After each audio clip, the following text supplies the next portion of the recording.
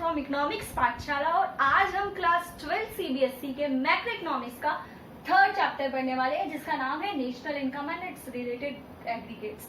ये चैप्टर का दूसरा वीडियो है, मतलब पार्ट 2 है और आप सभी लोगों से मेरी ये गुजारिश है कि इस वीडियो को कंटिन्यू करने से पहले इसी चैप्टर की पहली वीडियो जो मैंने ऑलरेडी अपलोड कर रखी है उसको जरूर देख लें ताकि ये चैप्टर हमें बहुत अच्छे से समझ में आ जाए, कहीं भी किसी भी तरीके की कोई प्रॉब्लम ना। शुरुआत करते हैं इस वीडियो का और इस वीडियो की शुरुआत होगी हमारी नॉमिनल जीडीपी और real GDP. Nominal GDP, real GDP, ये जो टर्म यहाँ जीडीपी है ना, इससे हम समझते क्या, जीडीपी का फुल फॉर्म होता है ग्रॉस डोमेस्टिक प्रोडक्ट। क्या होता है? It is a sum of total goods and services produced in a country during a year. एक देश में जितना गुड्स एंड सर्विसेज प्रोड्यूस हुआ एक साल के अंदर, उस सभी का टोटल सम क्या कहलाता है हमारे लिए? जीडीपी। तो अलग टाइप की दो जीडीपी हमें यहाँ देखने को मिल रही है, समझते हैं वो जीडीपी है क्या। So, nominal GDP, it is the value of goods and services produced in a year at current year price. बस छोटी सी बात, मतलब जीडीपी का जब आकलन किया जाए और वो करंट ईयर प्राइस पे किया जाए तो वो जीडीपी हमारी कहलाती है नॉमिनल जीडीपी। इसी नॉमिनल जीडीपी को हम मानते हैं या कहते हैं जीडीपी एट करंट प्राइस। क्यों कहते हैं इसको? क्योंकि ये करंट ईयर प्राइस पे मेजर की जाती है। ठीक है, तो नॉमिनल जीडीपी कह लो या फिर जीडीपी एट करंट प्राइस कह लो, बात एक ही है। इसी तरीके से real GDP, it is the value of goods and services produced in a year at a price of base year, है ना। यहाँ करंट ईयर प्राइस की बात हो रही थी, यहाँ पे बेस ईयर के प्राइस की बात हुई, यहाँ पे बेस ईयर के प्राइस की बात हुई। इसीलिए इस रियल जीडीपी को हम जीडीपी एट कांस्टेंट प्राइस भी कहते हैं। तो या तो रियल जीडीपी कह लो या जीडीपी एट कांस्टेंट प्राइस कह लो, बात एक ही है। तो हमने अच्छे से समझा नॉमिनल जीडीपी क्या होती है, रियल जीडीपी क्या होती है। अब हम समझेंगे तीसरी चीज जिसको कहते हैं हम जीडीपी डिफ्लेटर।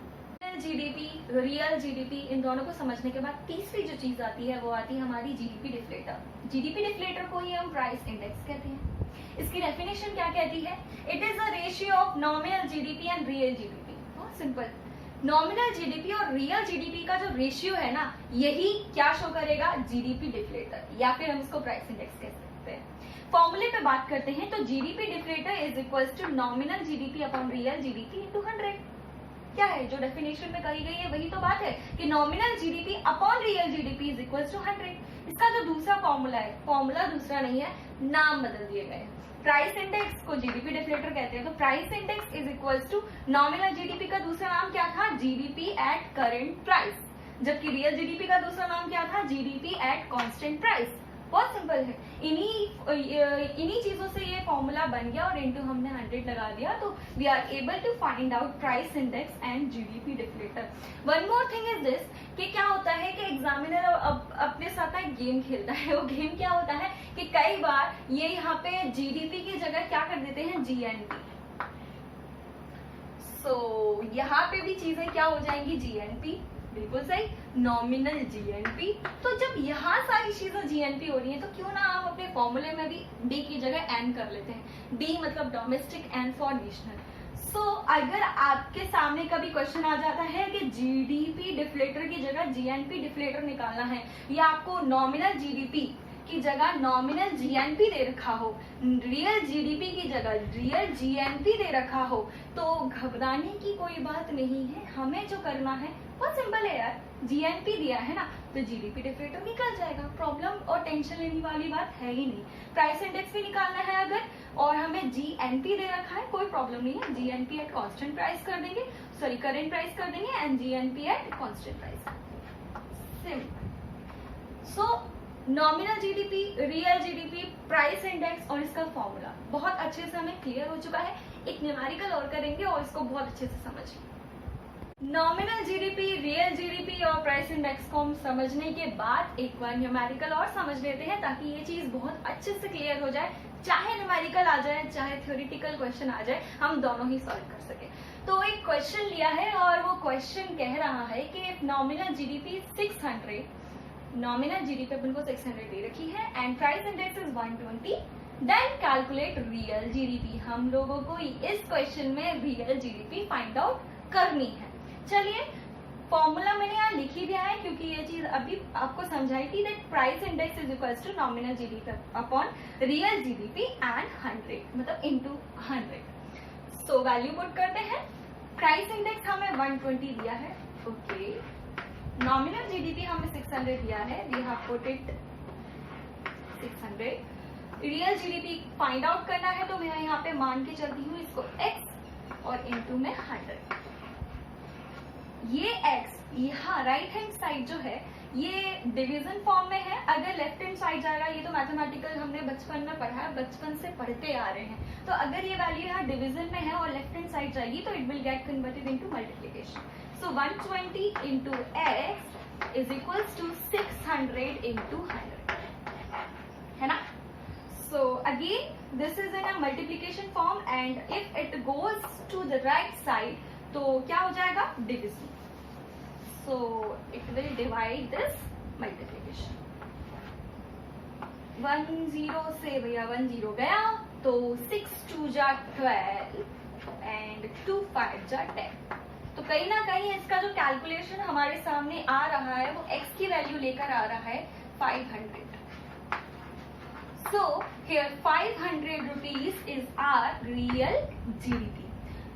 इस तरीके से हमें कई बार ऐसे क्वेश्चंस पूछे जा सकते हैं। प्राइस इंडेक्स निकालने के लिए बोल दिया जा सकता है, नॉमिनल जीडीपी निकालने के लिए बोल दिया जा सकता है। कहने का मतलब बिल्कुल मेरा सिंपल है कि 3 चीजों में से आपको एक चीज निकालनी होगी और 2 चीजें आपको गिवन होंगी। जीडीपी, ग्रॉस डोमेस्टिक प्रोडक्ट, इसको सुनते ही ना कहीं ये ख्याल आता है कि जीडीपी का बढ़ना देश के लिए भला है ना। जीडीपी इंक्रीज करेगी, इनकम बढ़ेगी, अपॉर्चुनिटीज बढ़ेंगी, एम्प्लॉयमेंट जनरेट होगी, प्रोडक्शन कैपेसिटी बढ़ेगी, ना जाने कितने ख्वाब आ जाते हैं इस जीडीपी ग्रोथ को देखने से। हम लोग किसी भी देश को अगर उसकी इकोनॉमिक ग्रोथ पे आकलन करना चाहे ना तो सबसे पहले उसको उठा के जीडीपी की ग्रोथ देखते हैं, उसकी ग्रोथ रेट देखी जाती है, उसका जीडीपी कैलकुलेट देखा जाता है कि एग्जैक्टली उस देश में एक साल के अंदर कितना प्रोडक्शन हुआ। मगर अगर हमारे दिमाग में ये चीज है कि जीडीपी का बढ़ना इकोनॉमिक ग्रोथ बढ़ाता है, कहीं ना कहीं इकोनॉमी को ग्रो करता है, तो ये बात किस हद तक सही है और जीडीपी का कैलकुलेशन जो हम लोग करते हैं वो किस हद तक सही करते हैं। क्या रियलिटी में जो जीडीपी हम कैलकुलेट करते हैं वो एकदम सही होती है, और अगर नहीं होती तो कहाँ कहाँ प्रॉब्लम हो रही है, और जीडीपी का बढ़ना इतना क्यों हम लोग क्वेश्चन में लेकर आ रहे हैं कि वो इकोनॉमिक वेलफेयर या इकोनॉमिक ग्रोथ में हेल्पफुल है भी या नहीं। तो जो पॉइंट्स हम पढ़ने वाले हैं वो पढ़ने वाले हैं limitations of GDP as an indicator of economic welfare या इकोनॉमिक ग्रोथ मान सकते हैं। जीडीपी का ग्रो करना हम लोग सबसे पहले ये इंडिकेट कर लेते हैं कि देश बढ़ेगा, इकोनॉमिक ग्रोथ होगी, मगर कहीं ना कहीं यही जीडीपी का जो आकलन करते हैं ना ये इस इकोनॉमिक ग्रोथ को फुलफिल नहीं कर पाता। उसकी क्या क्या लिमिटेशंस है। पहली लिमिटेशंस आती है डिस्ट्रीब्यूशन ऑफ जीडीपी। जीडीपी बढ़ रही है, इनकम बढ़ेगी, प्रोडक्शन कैपेसिटी इंक्रीज करेगी, एम्प्लॉयमेंट अपॉर्चुनिटीज इंक्रीज होंगे, कितनी सारी खूबियां है ना, और फिर भी हम लिमिटेशंस पढ़ रहे हैं। वो इसलिए क्योंकि इसका डिस्ट्रीब्यूशन, प्रोडक्ट जीडीपी का बढ़ना इज गुड, मगर उसका डिस्ट्रीब्यूशन भी तो इक्वल होना चाहिए, इक्विटी के बेस पे होना चाहिए। जीडीपी बढ़ रही है लेकिन देखने में लगेगा जीडीपी बढ़ रही है, लेकिन हकीकत क्या होगी कि जो रिचर सेक्शन है ना वो जीडीपी बढ़ा रहे हैं, इनकम जो जनरेट हो रही है ना रिचर सेक्शंस की बढ़ रही है, पुअर सेक्शंस पे कोई ध्यान नहीं दिया जा रहा। उनके ऊपर जीडीपी का मतलब जो भी इंक्रीमेंट हुआ है ना, पुअर तो पुअर होते चले जा रहे हैं, मगर जो इंक्रीमेंट हुआ है वो किसके बेनिफिट में है, रिचर सेक्शन के। तो क्या हम इसको इकोनॉमिक ग्रोथ कहा जाएगा? क्योंकि यार देखो, इकोनॉमिक ग्रोथ में हम हर किसी को लेते हैं, चाहे वो मिडिल क्लास फैमिली हो, रिचर सेक्शन हो, लोअर सेक्शन हो, सब लोग इकोनॉमिक ग्रोथ के अंदर आते हैं। तो पहली बात तो ये है कि जीडीपी बढ़ रही है, उसको हम इकोनॉमिक ग्रोथ तब तक नहीं कह सकते जब तक कि उसका डिस्ट्रीब्यूशन इक्वल नहीं हो जाता। जैसे इक्वल हो जाए ना उस दिन आप कहना कि जीडीपी का बढ़ना इकोनॉमिक ग्रोथ लेकर आएगा। दूसरी चीज, नॉन मॉनेटरी ट्रांजेक्शन। हम लोग क्या करते हैं कि जीडीपी का कैलकुलेशन कर लेते हैं, कहीं ना कहीं रेट ये होती है, कहीं रेट कुछ होती है, और उसी को कैलकुलेट करके बताते हैं कि इकोनॉमिक ग्रोथ ये है। आपको पता है कई बार कई चीजें हम जीडीपी को कैलकुलेट करते टाइम तो लेते ही नहीं। पापा ऑफिस जाते हैं, मेहनत करते हैं, 8 घंटे काम करते हैं, उनको सैलरी मिलती है। मम्मी, हमारे घर की मम्मियाँ, भाभियाँ, चाचियाँ, मामियाँ, मतलब जितनी भी फीमेल है ना, कितना काम करती है। क्या उनका काम सच में देश के भले के लिए नहीं है? I am not talking about देश का भला, मैं ये कह रही हूँ कि वो जो भी काम करती हैं, क्या हल्का सा भी प्रोडक्शन नहीं करती? क्या गेहूं आटे से, जो भी है आटे से रोटी बना के नहीं देती? क्या आपको कच्ची सब्जी पका कर नहीं देती? वो नॉन मॉनेटरी ट्रांजेक्शन, उसके बदले आप एक चवन्नी भी नहीं देते, ना ही वो आपसे एक्सपेक्ट करती है। तो नॉन मॉनेटरी ट्रांजेक्शन तो जीडीपी के अंदर आते ही नहीं। अगर वो आ जाए और उसका आकलन होना चाहिए, कहीं ना कहीं उस चीज की वैल्यूएशन होनी चाहिए। दूसरा एग्जाम्पल है किचन गार्डनिंग, है ना, तो वो चीज भी नॉन मॉनेटरी ट्रांजेक्शन, उसको भी हम जीडीपी में कैलकुलेट करते टाइम नहीं लेते, उसको इग्नोर किया जाता है, मगर वो है तो काम है। तीसरी बात जो आ रही है वो आ रही है composition of GDP. Guys, GDP बढ़ना बहुत अच्छी बात है, जीडीपी ग्रो हो रही है, लेकिन आपको ये चीज भी तो देखनी पड़ेगी कि जीडीपी बढ़ किससे रही है। क्या हम लोग अपने एग्रीकल्चर प्रोडक्ट बढ़ा रहे हैं? क्या हमारी इंडस्ट्री इतनी अच्छी हो गई है कि वो प्रोडक्शन कर रही है? कहीं ऐसा तो नहीं कि हम वॉर मटेरियल बना रहे हैं। हो सकता है देश में अगर मान लो कारतूस, राइफल्स, AK-47 का प्रोडक्शन चल रहा है और उसके आकलन में हमारी जीडीपी ग्रो बता रही है कि जीडीपी ग्रोथ रेट इतनी हो गई, बढ़ गई, तो क्या वो जो जीडीपी जिससे वो कंपोजिट हुई है, जिससे वो मिलकर बनी है, वो आपके लिए फेवरेबल है? क्या वो इकोनॉमिक ग्रोथ लेकर आएगी या तबाही आने वाले टाइम में लेके आएगी? तो तीसरी चीज जो हमारे पास आती है वो आती है कंपोजिशन ऑफ जीडीपी किससे हो रहा है, किन किन चीजों का आपने आकलन किया है जीडीपी को कैलकुलेट करते टाइम। जो जीडीपी बढ़ रही है कहीं वो ऐसी चीजों से तो नहीं बढ़ रही जो कि समाज के लिए बेकार है। नेक्स्ट, फोर्थ बात, नेगेटिव कंट्रीब्यूशन हमारी जीडीपी। अरे अभी हाल फिलहाल का ही एग्जांपल देखो, कोरोना काल में लिकर, शराब के ठेके खोल दिए गए ताकि इकोनॉमी चल सके। मतलब क्या था? कहने का मतलब यह है कि जो लिकर है, सिगरेट है, ये भी प्रोडक्शन चल रहा है, इनका भी प्रोडक्शन चल रहा है, और इनका प्रोडक्शन हम जीडीपी में कैलकुलेट करते टाइम लेते हैं, क्योंकि कहीं ना कहीं प्रोडक्शन तो है ना। साल भर में लिकर हुआ, आपका सिगरेट हुआ, तंबाकू, बीड़ी, गुटखा, ना जाने क्या क्या चीजें आप लोग बनाते रहते हैं देश में, और उसका जीडीपी में इंक्लूजन करते हैं, इंक्लूड करते हैं। तो क्या वो इकोनॉमिक, एक बार सोचने की बात तो है, क्या वो इकोनॉमिक वेलफेयर के लिए काम करेगा? क्या वो रियलिटी में इकोनॉमिक ग्रोथ लेकर आएगा? ठीक है, चलिए बात करते हैं पॉपुलेशन ग्रोथ। ये तो भैया बहुत बड़ा अच्छा मुद्दा है कि जीडीपी बढ़ रही है, जीडीपी बढ़ रही है, जीडीपी बढ़ रही है, दैट्स गुड, मगर जरा देखिए तो आपकी पॉपुलेशन ग्रोथ रेट कितनी है। ये तो बिल्कुल वही हाल हुआ कि हमारी सैलरी 10,000 से 15,000 हो गई। मान के छोटा सा एग्जांपल ही लेते हैं, घर में है 4 सदस्य, जब हमारी सैलरी थी 10,000। अब घर में अगर 8 सदस्य हो जाते हैं, एग्जाम्पल के तौर पे 4 से 8 लोग हो जाते हैं और सैलरी बढ़ती है 10 से 15,000, तो बढ़ी तो बढ़ी, कोई प्रॉब्लम नहीं है। जीडीपी जैसे हम लोग देते ना, जीडीपी बढ़ रही है तो इनकम बढ़ी, दैट्स गुड, मगर पॉपुलेशन भी तो देखो। क्या वो 15,000 आपके 8 लोगों के लिए सफिशिएंट है?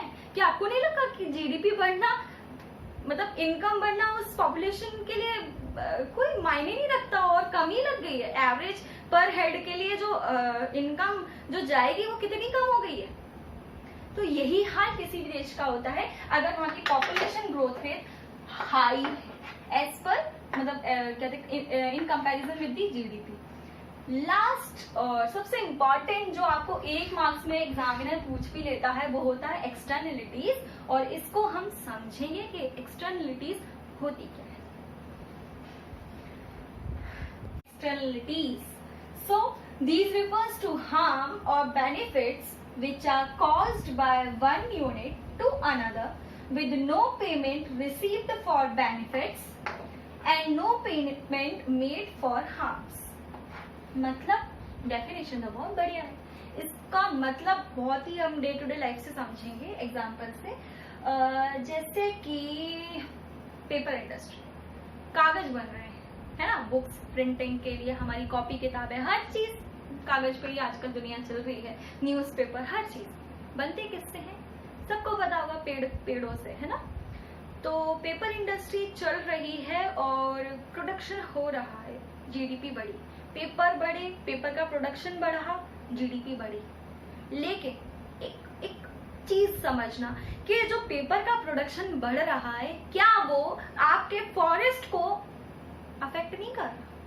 क्या पेड़ों की कटाई हाई नहीं हो रही? तो कहने का मतलब ये है कि जीडीपी बढ़ रही है, उसको हम माने तो इकोनॉमिक ग्रोथ हो रही है।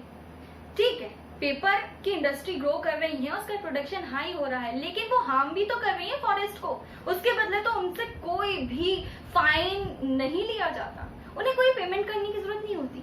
और कई इंडस्ट्री ऐसी है जो बेनिफिट देती है, कई इंडस्ट्री हम लोग को बेनिफिट देती है, उसके बदले उन्हें कोई अप्रिसिएशन नहीं मिलता in the form of reward और अवार्ड, है ना। तो आप कैसे कह सकते हैं कि ऐसी जीडीपी आपकी इकोनॉमिक ग्रोथ के लिए है? एक बार फिर से देख लेते हैं। इट रिफर्स टू हार्म और benefits which are caused by one unit to another, है ना। दूसरे को हार्म कर देते हैं या बेनिफिट देते हैं, no doubt. With no payments receive for benefits, अगर हम भला करते हैं तो हमें कोई पेमेंट, हमें कोई एप्रिसिएशन नहीं मिलता, और अगर हम बुरा कर रहे हैं तो उसके बदले में कोई पेमेंट नहीं देना।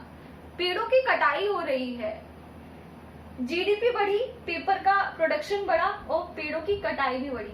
आप कह रहे हो इकोनॉमिक ग्रोथ हो रही है, कहां से? ये कुछ हमारे लिमिटेशन से जो हम अपनी जीडीपी को कैलकुलेट करते टाइम जो ये मान के चलते हैं कि इकोनॉमिक ग्रोथ हो रही है, उस भ्रम को कहीं ना कहीं हमारा ये चीज दूर